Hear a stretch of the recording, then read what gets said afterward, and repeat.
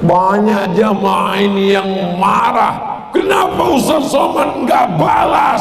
Ustaz dicaci maki, disumpah serap. Berapa banyak orang baca Quran dilaknat oleh Quran. Kenapa? Karena Quran hanya sekedar tulisan, Quran hanya sekedar bacaan. Quran diturunkan untuk diamalkan. Indonesia akan tetap jadi Indonesia Raya karena keutamaan penghafal Quran. Anak-anak penghafal Quran ini nanti akan memberikan syafaat. Yang pertama ibunya, amin. Yang kedua bapaknya, amin.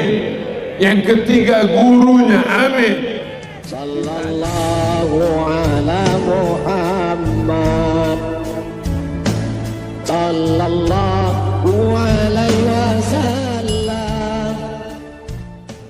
Wa idza khatabahumul jahiluna qalu salama. Kalau dia ngomong dengan orang jahil, ngejek, maka dia tetap mengatakan salama. Salam, bahasa Inggrisnya peace. Peace artinya salam, damai. Salam, peace. Kalau pipis, kencing. Orang dungu, orang jahat, orang jahil, ngajak kelahi, salah. Itu yang diajarkan Nabi Muhammad sallallahu alaihi. Banyak jamaah ini yang marah, kenapa Ustaz Somad nggak balas? Ustaz dicaci maki, disumpah serapah. Kami baca komennya di YouTube, kenapa Ustaz nggak balas? Aku nggak tahu passwordnya. Wa idza khatabahumul jahiluna qalu salama. Kalau kau mengeluarkan kata-kata kasar, caci maki, sumpah serapah, lantas apa bedamu dengan orang jahil dan dungu? Maka ketika Nabi ditanya Sayyidatuna Aisyah ummul mukminin, kaifa kana khuluqu Rasulillah, bagaimana akhlak Rasulullah itu wahai Aisyah? Kana khuluquhul Quran, akhlaknya adalah Al-Quran. Dan saya melihat akhlak itu pada anak-anak santri-santri di Al-Qurannya. Ini bukan basa-basi. Saat lewat tadi mereka, Masya Allah, Tabarakallah, mereka bersalaman. Semuanya mau salaman. Kalau semua mau salaman, tangan saya bisa copot. Akhirnya saya pegang tangan Kiai Haji Dr. Muhammad Sobron Zayan. Aman. Peganglah tangan Kiai lo mau. Masya Allah, Tabarakallah. Mudah-mudahan anak-anak yang berbakti ini dengan gurunya, berbakti juga dengan orang tuanya, insya Allah. Inilah buah dari doa ibu ketika sedang hamil dulu. Rabbi habli minas sholihin, Rabbi habli minas sholihin, Rabbi habli minas sholihin. Tapi ada juga yang hamil, mudah-mudahan jadi artis ya. Rabbana hab lana min ladunka dzurriyyatan thayyibah. Doa Nabi Zakaria sehingga lahirlah Yahya. Nadatul malaikatu wa huwa yusalli fil mihrab. Belum selesai dia sholat, belum selesai berdoa, masih di mihrab berdoa. Sudah dikabulkan Allah doanya, diberikan kabar gembira akan lahir seorang anak ismuhu Yahya. Begitulah doa orang-orang yang dekat kepada Allah Subhanahu wa ta'ala, berawal dari mendengar, membaca, memahami maknanya, mengamalkan isinya. Kabura maqtan indallah, paling besar murka Allah. Siapa dia? Orang membaca Al-Quran tapi tidak mengamalkan Al-Quran. Rubba talil Quran wal Quranu yal'anu. Berapa banyak orang baca Quran dilaknat oleh Quran. Kenapa? Karena Quran hanya sekedar tulisan, Quran hanya sekedar bacaan. Quran diturunkan untuk diamalkan. Tapi nggak benar juga kalau ada orang baca Quran lalu diejek. Quran diturunkan bukan untuk dimusabaqahkan, Quran diturunkan bukan untuk dinyanyikan. Pas ditelusuri rupanya kalah enteng. Jadi kalau ada anak baca Quran suaranya bagus, ya nggak apa-apa. Laisa minna man lam yataghanna bil Quran. Siapa yang tidak membaca Quran dengan lantunan suara yang merdu, maka bukan umat Nabi Muhammad sallallahu alaihi wasallam. Imam-imam Masjidil Haram pun baca Fatihah pakai irama. Bismillahirrahmanirrahim. Alhamdulillahi Rabbil Alamin, Ar-Rahmanir Rahim, Maliki Yaumiddin. Ada iramanya, dan iramanya itu para ulama sudah menyusunnya. Ada bayati, ada soba, ada sika, ada jiharka, ada ras. Itu semua sudah disusun. Tulisannya cantik indah. Ada khat sulus, ada rid'i, ada diwani, ada kufi, ada diwani jali, ada nasakh. Begitu indahnya Al-Quran. Ketika ditulis, ketika mata melihat tulisan di dinding Masjidil Haram, di dinding Masjid Nabawi, Masya Allah, tangannya sama. Kok bisa tulisannya beda? Tangannya sama, jempolnya sama, jumlahnya 5. Yang ini tulisannya indah, mengingatkan pada Allah. Yang ini tulisannya mengingatkan pada ayam. Namanya tulisan cakar. Suara juga begitu. Mulutnya sama, gusinya sama, lidahnya sama, lehernya sama. Tapi ini ketika melantunkan suara Allah, Masya Allah. Yang ini ketika nyanyi mengingatkan kita pada kambing, yang suaranya seperti kambing disembelih. Itu kelebihan yang diberikan Allah. Anak saya ini suaranya nggak bagus Pak Ustaz. Mungkin tulisannya bagus. Tulisannya nggak bagus juga Pak Ustaz. Mungkin ceramahnya bagus. Ceramahnya nggak bagus juga Pak Ustaz. Nggak tahu, nanti kita cari kemungkinannya. Tidak ada anak yang bodoh.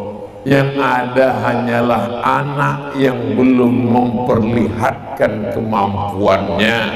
Maka kita gali potensinya, bekali dia dengan baca Quran, dengan hafalan Quran. Apakah anak penghafal Quran bisa jadi polisi? Bisa. Sekarang ada penerimaan santri polisi. Apakah anak Quran bisa jadi panglima TNI? Bisa. Sekarang ada penerimaan tentara. kawan saya minta tolong share di Instagram penerimaan tentara khusus penghafal Quran. Apakah anak penghafal Quran bisa jadi dokter spesialis? Bisa. Saya ketemu dengan Pak Rektor di Yogyakarta, Universitas Islam Indonesia, Ustadz Somad, paling banyak penghafal Quran di Fakultas Kedokteran karena mereka dapat beasiswa full penuh. Bayangkan adik-adik ini nanti ada yang jadi tentara, insya Allah, amin. Ada yang jadi polisi, insya Allah, amin.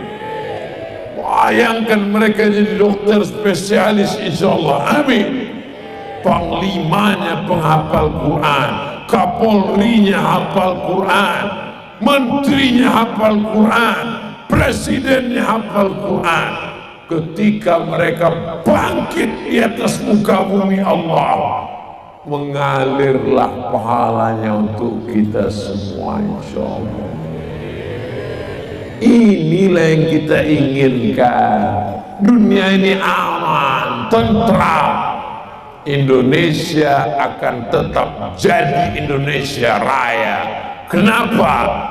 Karena keutamaan penghafal Quran. Siap jaga Indonesia, siap jaga NKRI, siap jaga ulama, siap jaga habaib. Takbir. Masukkan anak penghafal Quran. Gimana Indonesia mau jaya? Anak SMP ngelem, anak SMA ganja, anak kuliah sabu-sabu, S2 LGBT. Hancur Indonesia ini, betul. Kalau mau menyelamatkan Indonesia, tidak ada jalan lain kecuali pondok pesantren, benteng terakhir pertahanan bangsa Indonesia, pondok pesantren. Kalau sampai benteng tembok tumbang, maka hancurlah kita. Tanamlah pohon kayu yang buahnya bisa dimakan oleh cucu-cucu. Pohon kayu apa yang buahnya bisa dimakan cucu kita? Bunga mawar ini bisa dimakan? Nggak bisa. Lalu pohon apa yang ditanam cucu kita bisa makan? Pohon korma. Ini pohon korma apa sawit? Pohon korma umurnya 100 tahun. Kalau ditanam 2022, 2122 baru dia mati.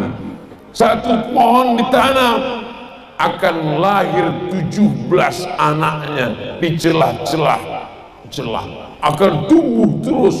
Begitulah filosofi kurma. Tapi kenapa kurma ini nggak berbuah? Saya nggak tahu. Dulu di Pekanbaru, di Masjid An-Nur, banyak sekali pohon kurma, tapi nggak buah. Didatangkan profesor kurma dari Thailand, namanya Profesor Kola. Kola bukan yang manis dari pisang, itu bukan. Akhirnya Profesor Kola dari Thailand meneliti. Setelah diteliti dia tersenyum. Pas ditanya, Profesor, kenapa kurma ini nggak berbuah? Mohon maaf, ini kurma jantan semua. Inilah bukti bahwa LGBT tidak menghasilkan apa-apa. Akhirnya yang jantan-jantan dipotong, tinggalkan hanya satu jantan, lebih banyak betina. Kurma betina barulah subur. Setelah ditanam kurma baru, pemotongan panen pertama oleh Abdul Somad. Slow motion. Kurma kita tanam hanya 100 tahun. Tapi kalau anak penghafal Quran bukan 100 tahun, sampai ke pintu surga Jannatul Firdaus. Al-mahiru bil Quran, yang mahir membaca Quran, yang menghafal Quran, yang paham Quran, ma'as safaratil kiramil bararah, nanti bangkitnya di akhirat bersama para malaikat.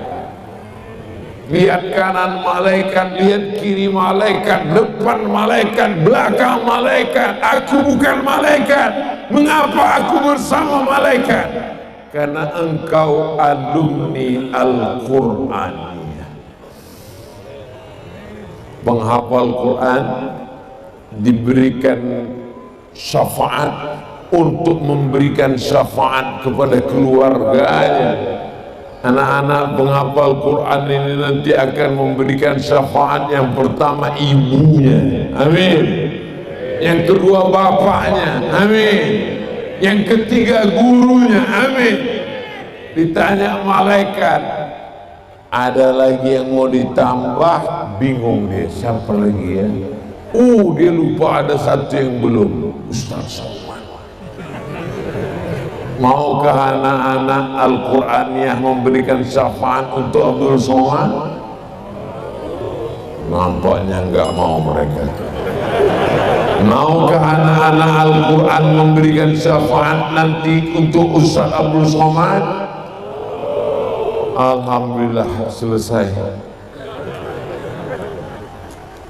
Mendengar, habis dengar, membaca, habis baca, memahami, habis paham, mengamalkan, habis mengamalkan. Puncak lantai yang kelima, berbunga dia.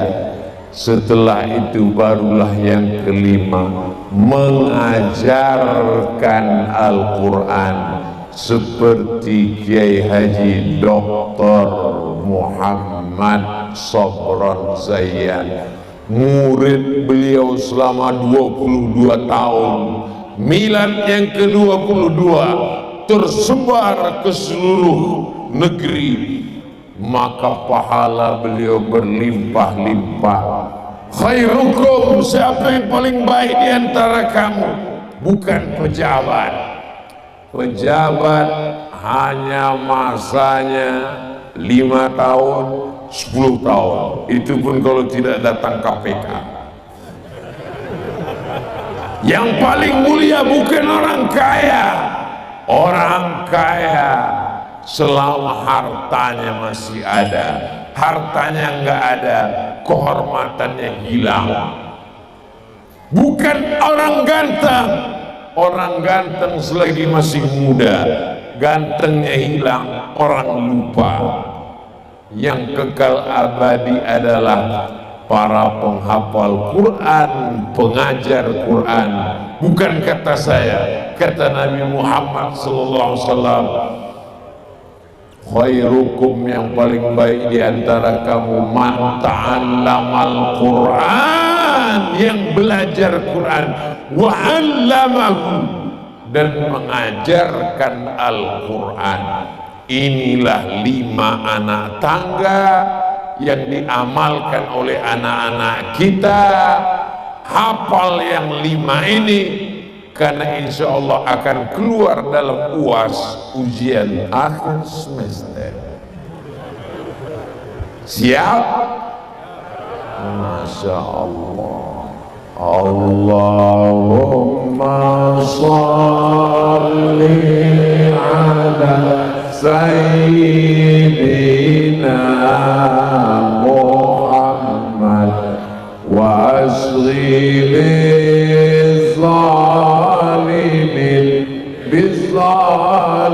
بالظالمين وأخرجنا من بينهم سالمين وعلى آله وصحبه أجمعين.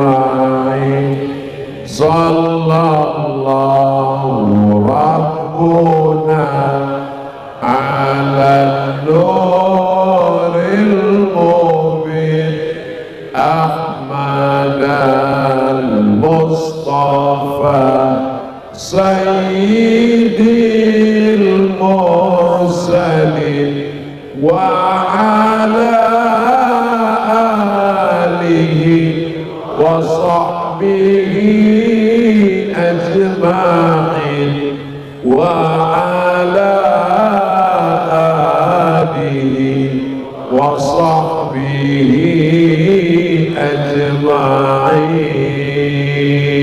Iqra'ul Quran, bacalah Quran, fa innahu ya'ti yaumal qiyamah. Quran itu nanti akan datang pada hari kiamat, syafi'an li ashabi, memberikan syafaat pada orang-orang yang membaca dan mengajarkan serta mengamalkannya. Mudah-mudahan kita termasuk yang mendapatkan syafaat Al-Quran, mendapatkan syafaat dari anak penghafal Quran, mendapatkan syafaat dari Sayyidina wa Maulana Muhammad sallallahu alaihi wasallam.